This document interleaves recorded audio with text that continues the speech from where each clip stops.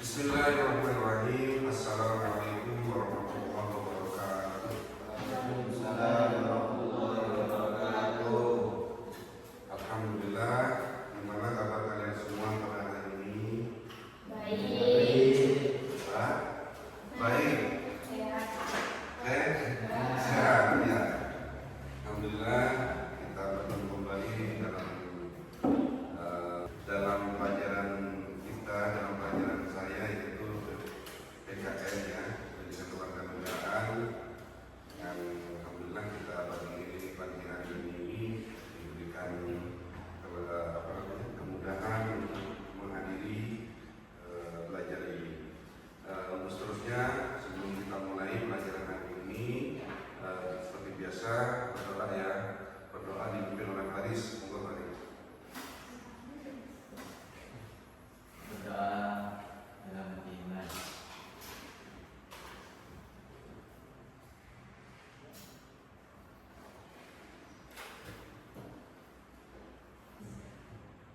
Berdoa selesai. Ya, terima kasih.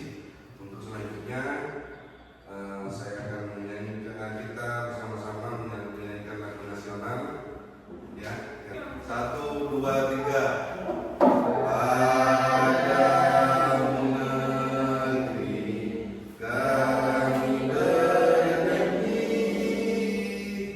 Padamu negeri kami bernyanyi,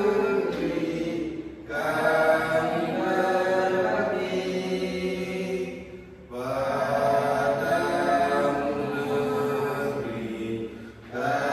negeri kami mengabdi. Bagimu negeri jiwa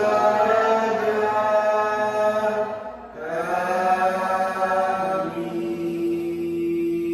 Terima kasih. Silakan duduk kembali ya. Sekarang penuh nih kalau lagi. Ya. Jadi pertemuan kali ini kita akan membahas bab 4 ya. Bab 4 adalah jadi warga negara yang baik.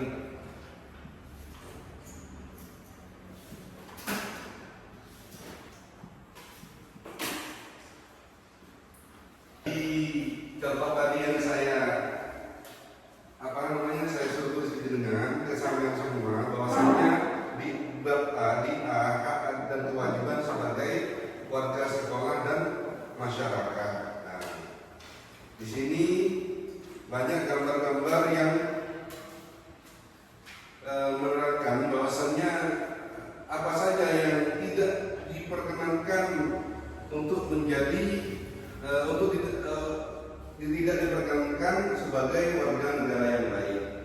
Di antaranya adalah melanggar rambu-rambu lalu lintas ini ya, melanggar seharusnya tidak boleh parkir tapi parkir. Nah, biasa menjadi supir ya. Tidak boleh rambu-rambu lalu lintas. Contohnya ketika sampean mau bermotoran ke Lumajang atau ke Pasirian sana kan ada lampu merah. Ya. Lampu merah itu mengajarkan kita untuk menjadi warga negara yang baik. Dengan apa? Dengan tata cara di lampu ketika panjenengan menemukan lampu merah di perjalanan kita, maka lampu merah itu menandakan bahwasanya kita harus berhenti. Jadi kalau sudah tahu begini kalian, kalau misalkan mau pasien lampu merah jangan diterobos. Biasanya anak-anak yang keren ini terobosan lampu merah ya. Kalau lampu kuning harus hati-hati. Kalau lampu hijau gas atau langsung disuruh jalan. Terus membuang sampah ke sungai. Dan sekarang kalau kalian semua melihat saudara kita yang di daerah Lebong, gara-gara saudara kita yang di desa sebelah membuang sampah sembarangan, maka mereka sekarang kalau hujan besar itu terkena banjir. Itu sebabnya. Makanya ketika ada yang seperti ini, ketika ada kejadian seperti ini, pasti ada akibatnya. Makanya sebagai warga negara yang baik, kalian semua harus memperhatikan seharusnya menjadi baik untuk kalian itu apa, yang tidak baik itu harus diperhatikan juga. Nah, ketika juga kalian berada di sekolah, kan arti tadi hak adalah sesuatu yang seharusnya didapatkan. Jadi kalau kalian belajar di sini, haknya kalian akan didapatkan. Seperti hak ini ya, arti hak adalah sesuatu yang seharusnya didapatkan, dinikmati dan diperoleh seseorang. Kalau kewajiban, ketika sudah ada hak, maka kewajiban kalian harus ditunaikan, karena kewajiban sendiri artinya adalah sesuatu yang seharusnya dilaksanakan, dikerjakan atau ditunaikan seseorang. Ini harus dipegang betul oleh kalian, bukan hanya nanti di sekolahan. Di sekolah juga sekarang hak kalian akan mendapatkan ketika masuk, mendapatkan seragam, entah itu seragam gratis, seragam apa. Hak kalian akan mendapatkan pelajaran, dikasih guru, dikasih les, dikasih kalau betul jurusan TBB maka akan ada alat TBB. Kalau komputer maka dikasih alat komputer. Yang laki-laki TBB juga. Tidak mau belajar jahit. Gaya sekarang, masya Allah lebih gaya daripada megang mobil itu. Ya banyak sekarang teman-teman saya itu yang jahit, jadi modeling ya, untuk koko, untuk baju koko, untuk desainer lah, ya banyak. Jadi kalau jadikan itu disuruh gambar kayak ini gambar tugas apa ini? Bukan kejuruan ya, bukan. Oh seni. Jadi disuruh gambar apa itu? Berarti apa ini? Abstrak. Tidak sama gambarnya satu-satu. Ya. Jadi kalian akan disediakan fasilitasnya ya. Terus ketika sudah disediakan semua, maka kalian punya kewajiban mentaati ya. Yang pertama mentaati peraturan sekolah. Waktu awal perusahaan berhak mendapat upah yang layak setelah ia bekerja sebagai profesional. Namun dalam kondisi tertentu terkadang hak dapat dinikmati terlebih dahulu. Contohnya saat kalian memesan jasa aplikasi ojek online, kalian akan menikmati hak terlebih dahulu berupa layanan ojek. Kemudian kalian harus menunaikan kewajiban untuk membayar setelah sampai tujuan. Atau seperti sekarang yang hak dan kewajiban itu seperti COD, COD ya.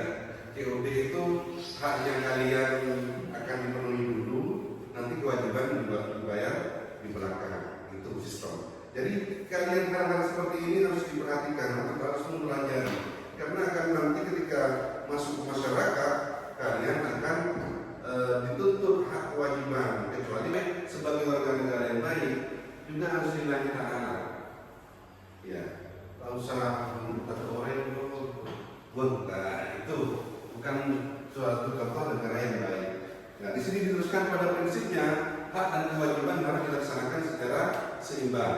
Pelaksanaan terhadap kewajiban akan menimbulkan pemenuhan terhadap hak contohnya. Seorang guru yang melaksanakan kewajiban mengajar peserta didik maka menimbulkan terpenuhinya hak peserta didik untuk mendapatkan pengajaran. Sebaliknya pengingkaran terhadap kewajiban akan menimbulkan pelanggaran terhadap hak contohnya. Seorang yang mengingkari kewajiban untuk tertib berlalu lintas dengan cara mengendarai motor secara ugal-ugalan dapat menimbulkan pelanggaran hak, yakni terganggunya kenyamanan dan keselamatan pengguna jalan lain. Bahkan yang lebih fatal adalah saat tindakan tersebut menyebabkan kecelakaan yang dapat merenggut nyawa dan harta. Itu anak-anak sekalian. Jadi kalau dimulai dari ini sudah kita berpikir sebagai warga negara yang baik, maka insya Allah akan mengurangi angka seperti angka kecelakaan, tapi juga tuntutan. Karena angka kecelakaan itu akibat dari keteladanan salah satunya. Seperti contoh kemarin kejadian yang viral kemarin ya di Sumberulu, di Candipuro, ya karena keteladanan katanya blong orangnya, ya blong, dan maka akan menabrak motor, ditabrak tronton apa namanya, terus nabrak rumah, akhirnya wes semuanya kena. Ya akibat satu keteladanan aja akan menyebabkan kefatalan yang banyak seperti itu. Maka dari itu kalian semua harus memperhatikan hal-hal yang kecil seperti ini tentang menjadi warga negara yang baik. Itu seperti itu.